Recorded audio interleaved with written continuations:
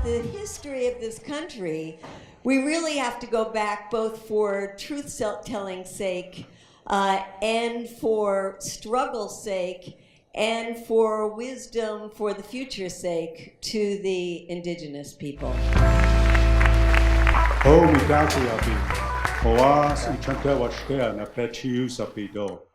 In the language of the first Minnesotans, the Dakota people, this is a greeting, which means, hello, my relatives. With a good heart, I greet all of you with a handshake. And as a Dakota person, I'd like to welcome all of you, especially those of you from out of this state, or not from this state, to our state, and to the ancient homelands of the Dakota people of Minnesota. Although we no longer have control, military control or economic control over our own homelands, we still feel and think that we are the spiritual owners of this land. And I, for one, will always think that until it's my time to leave this time and place and travel what we call the Wanari Tachanku, the road of the spirits, which in our way is the Milky Way, and we go back to the stars from which we came. I'd like to make as part of this welcome, I'd like to make a few historical and cultural comments. Our ancient name for this area and the land we are on is Minnesota Makoche. My translation is land where the waters reflect the skies or heavens. A fellow Dakota, Dr. Charles Eastman, translates Minnesota Makoche as land of sky blue waters. And I know that some of you can remember the product that utilized that slogan and probably consume great quantities of such product at various and sundry times. Anyway, both translations refer to the thousands upon thousands of lakes here in the north central region of the United States. Where the Minnesota River joins the Mississippi River, this is the site of Dakota Genesis, our site of origin. That, you know, some of our people teach us that we came from the stars, and that's where we made our appearance on the face of the earth, where the Minnesota River meets the Mississippi. Also, we have a word called Bedote, and the early missionaries, they translated or spelled that word M-D-O-T-E, and Mendota comes from that word. There's literally dozens and dozens of names that are from the Dakota language. The first Washichus, that's our word for white people. They came to Dakota homelands sometime in the early spring of 1660.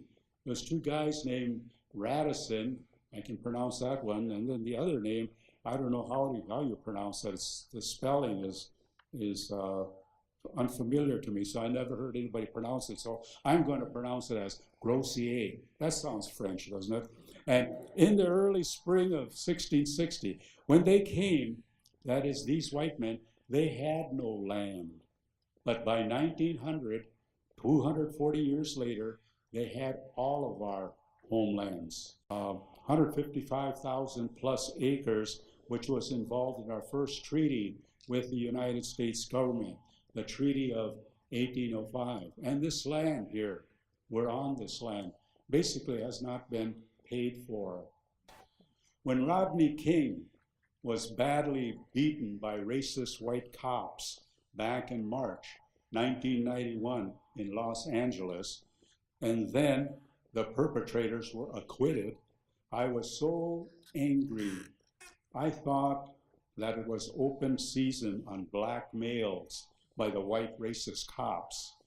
Apparently, it still is, quote, open season on black males. In fact, on black females as well.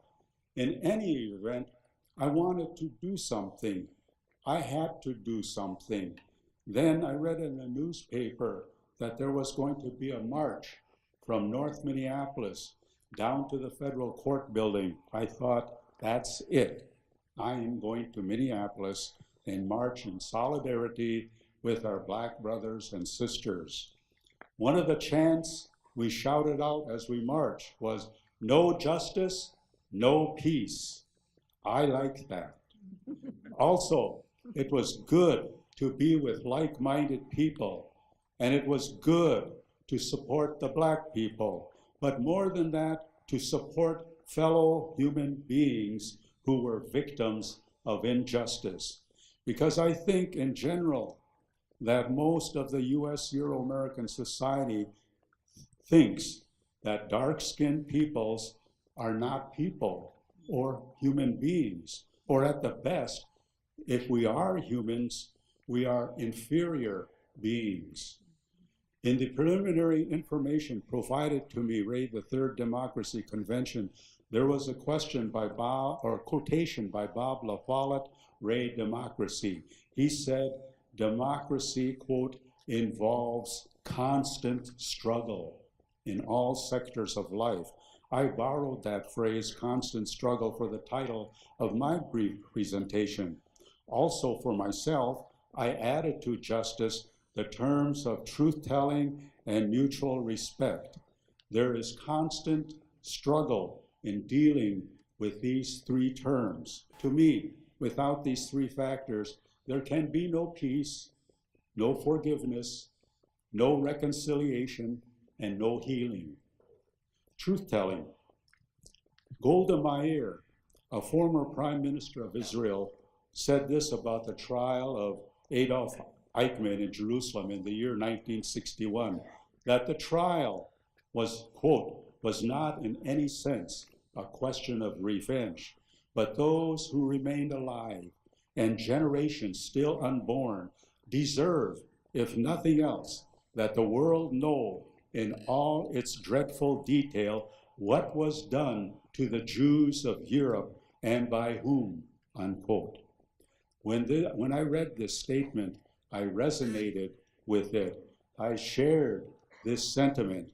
So as a Dakota man, as an Ikchewichashta, a common man, a man of the earth, a natural man, I paraphrase Meir's statement by saying this, quote, it is not a question of revenge. Rather, it is a question of truth-telling, justice, and mutual respect. Those Dakota women and men who are descendants of the survivors of the genocide of the Dakota people of Minnesota in the 1860s and the generations still unborn deserve, if nothing else, that the world know in all its dreadful detail what was done to the Dakota people of Minnesota and who did it.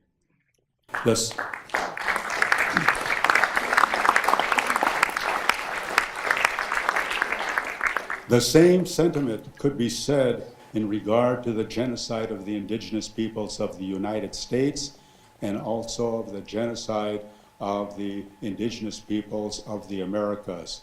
Estimates run anywhere from 110 million to 125 million Native people slaughtered by Western Europeans. I, engaging in truth-telling, I am attempting to do so fearlessly.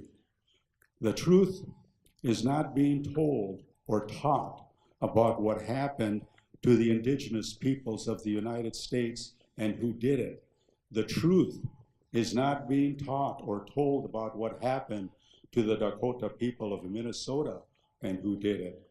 The truth about this part of history in regard to the indigenous peoples of the US is in general deliberately and willfully being suppressed in the public and private schools and in the colleges and universities of not only in Minnesota, but also in the United States. What are some of the truths? One truth is the massive land theft of 3 billion acres of land which comprise the continental United States. The perpetrators of this land theft are the United States and its Euro-American citizenry. Also, most of these lands basically are not paid for.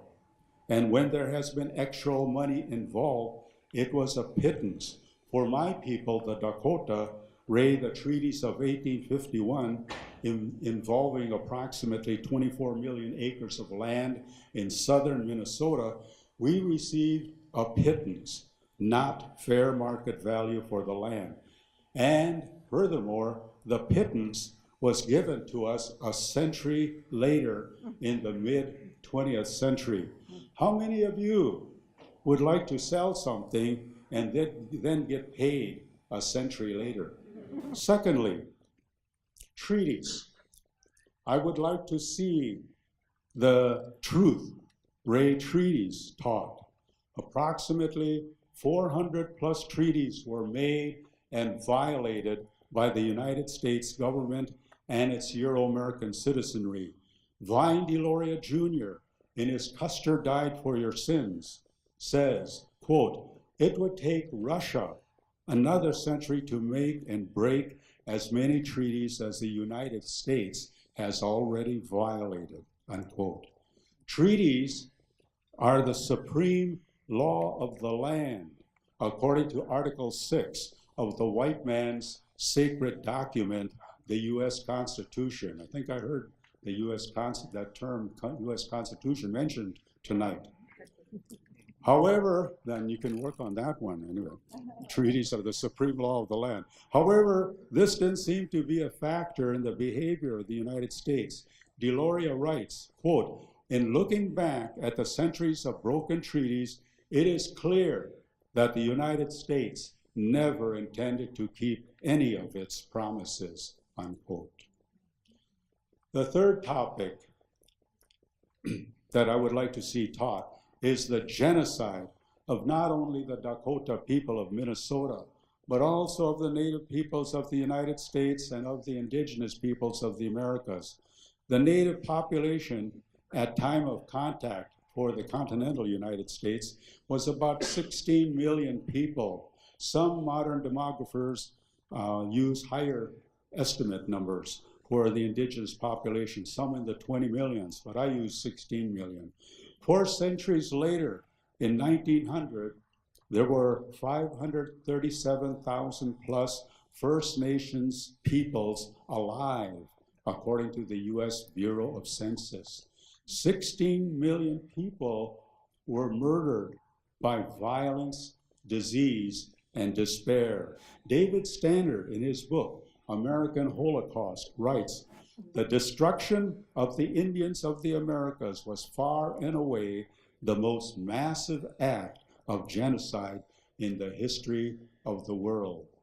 Yet what are we all taught? And then other things, if there were more time and space that could be mentioned, these things would be mentioned, such as the suppression and prohibition of our religious ceremonies and spirituality, the suppression and prohibition of our native languages, concentration camps. We had 2 here in Minnesota, one at Fort Snelling for 1,700 women, children, and elders, and then one for the men at Mankato. And I might like to say this too. Hitler would say often to his inner circle how much he admired the efficiency of the U.S. genocidal programs against the native peoples of the U.S. He admired the efficiency, so he learned much. And he mentions in the concentration camps that he learned from the United States. The United States was a good teacher, and Hitler was an excellent student. Forced marches, mass executions, the hanging of 38 Dakota people at Mankato, Minnesota on December 26, 1862. The good Christian white folk were celebrating the birth of their Lord and Savior Jesus Christ on the day before, and the next day they were celebrating the death of 38 Dakota people in that largest mass execution. Then bounties there were bounties on my people. In fact, there were bounties on almost every state, colony, and territory. There were bounties on indigenous peoples. To me, this is one of the most heinous and barbaric acts one group can do to another. So like for me, when I hear the United States talking about exercising moral leadership in the world or being champions of freedom and human rights, I tend to think in my mind, "He tabaroka chesdi," and that's Dakota, and in English it means bovine excrement. Bounties are definitely not Minnesota nice. Then there were forcible removals, ethnic cleansings, and a lot of these were authorized by the state legislature of Minnesota. Bounties were, and these forcible removals. Our people were forcibly removed on May 4th, in 1863, from our own homelands. To me, the United States is not too much better than some of the countries that it criticizes. Residential boarding schools operated by both the state and the church. And the purpose of these schools was, as one white person put it, kill the Indian, but save the man. And other assorted crimes against humanity were perpetrated by the United States against the First Nations people of the U.S. And I want to say here, we need help in getting these inconvenient truths incorporated in the curriculums of the public and private schools and in the colleges and universities. We need help in affecting social and educational change. The second major area that I would like to work in is justice, and taking the form of economic justice. And what do I mean? Just a couple things here. One, I would like to see reparations for the stolen lands, for the 54 million acres of land that comprise Minnesota, and for the 40 billion acres on which the United States rests. Secondly, there ought to be reparations for the genocide perpetrated on the indigenous peoples. Third, it would be nice if some back rent could be paid to the Dakota people by the cities of St. Paul and Minneapolis. $198,000 plus interest from 1805. Fourthly, I would like to see land restitution, that is, public lands, not individual private property, returned to the Dakota people of Minnesota. The public lands would be state lands, federal lands, county lands, municipal lands. And then the last major area that I am working on, as long as I got some health and can physically move about, is mutual respect. The white man has shown that he has no respect for our land rights, for our religious rights and ceremonies. A contemporary example of this is the struggle of the Lakota people to protect Mini Wichoni, water of life, against DAPL, the Dakota Access Pipeline. My younger daughter was arrested and strip searched and stripped down to nakedness and then thrown in a dog kennel-like cell and kept for 3 days. And my son-in-law didn't know where she was, but he finally did find out and was able to get out. And then just recently now, the charges were dismissed against her. Over the 525 years, we, indigenous peoples, have been called many derogatory and demeaning names such as wild, savage, uncivilized, children of the devil, and subhuman, etc. In addition, we have been called various kinds of animal names such as beasts, swine, dogs, wolves, snakes, pigs, baboons, gorillas, and orangutans. And you can find some, if you're some of you are interested in this, I can provide the documentation for you.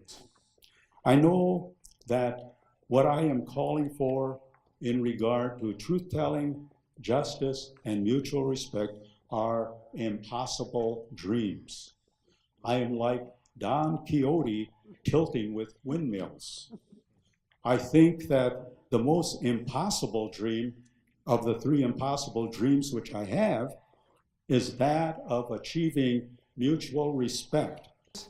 I think, and this is my perception, Mato Numpa's perception, that based on my 77 years on Inamaka, Mother Earth, I think the attitude of white supremacy is deeply and firmly embedded, not only in the US Euro-American psyche, but also indelibly etched in the psyche of the Euro-Minnesotans. Thus, it is next to impossible for the white man to regard the Native peoples, and probably I can say that about the other peoples of color as well, as equal human beings worthy of being accorded respect.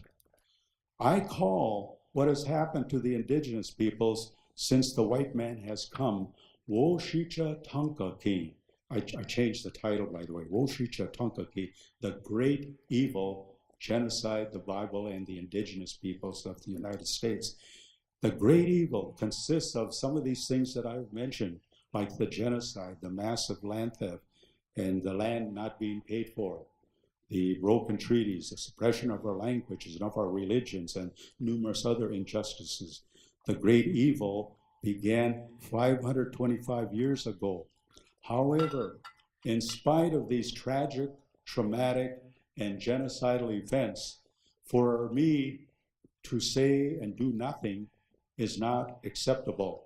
As long as I can physically move, can write, and can speak, I will continue to engage in these complex and difficult issues of truth-telling, justice, and of mutual respect. Back in 2012, the 150th anniversary of the Dakota-US War of 1862 and 63, I wrote a resolution titled, "The Year of the Dakota, Remembering, Honoring, and Truth-Telling." Cam Gordon, as a member of the Minneapolis City Council, helped get it before the City Council, and the City Council passed it.